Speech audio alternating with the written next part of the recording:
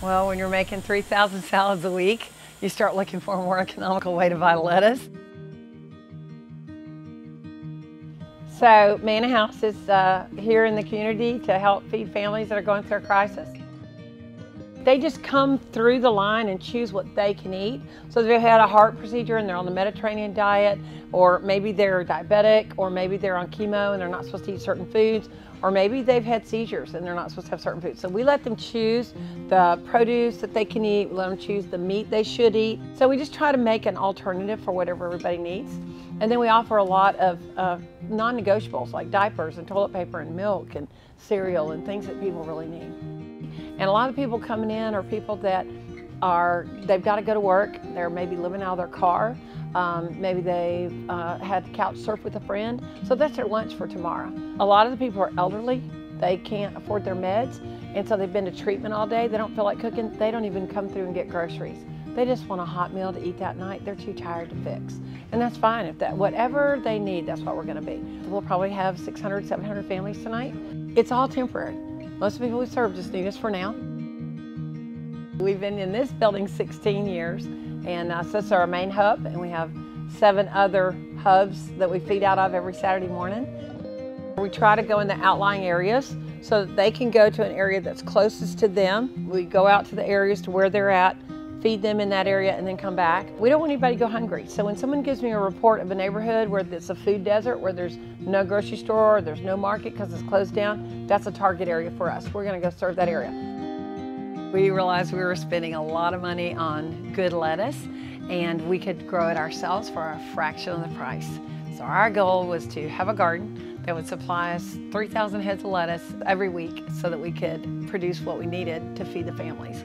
The building could house enough of the equipment to grow 21,000 heads of lettuce, so we were like, let's do it.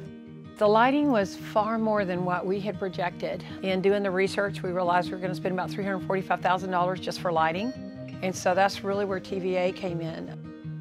In this particular case, we're excited about it for a number of reasons. The technology was just the first. They're actually giving away heads of lettuce and other healthy and nutritious foods to folks that would not have been able to get some of that food otherwise, or would have had to pay money somewhere else to get that food. So very happy to have incentivized a program like that.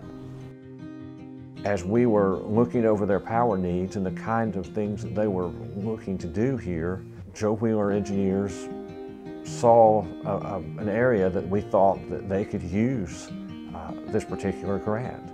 So we put them in touch with TVA, and it turned out to be a really good thing. So we started that process, and they ended up paying for a third of the lights. It was $119,000 that the grant provided to convert and put LED lights. And so by going through that process, we're saving energy. We're much more efficient, but it's also better for our plants. And so it's perfect. It was a win-win to go that route.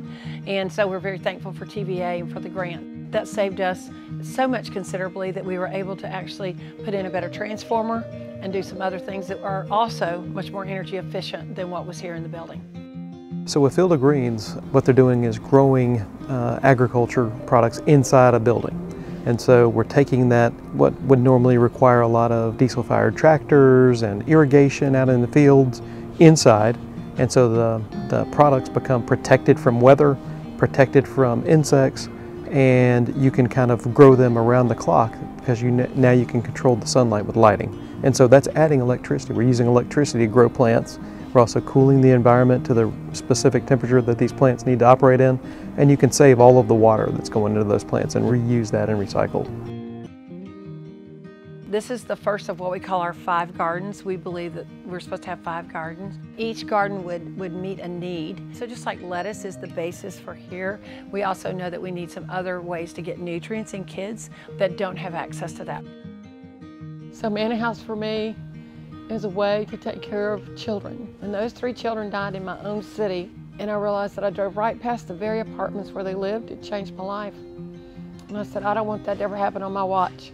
So as long as I'm alive, my motto is no more hungry baby bellies in Madison County tonight. And I just started saying that Because I think a child needs to know that we as a community care and we love them. We want them to flourish. They're our next generation. And a child who knows the community cares, even if mom can't take care of them, knows that they're special. For me, Manna House, I love the community, I love the people, I love the generosity. Huntsville's an incredibly generous city, and it inspires me to see that generosity interact every single day. I love it. I just love it.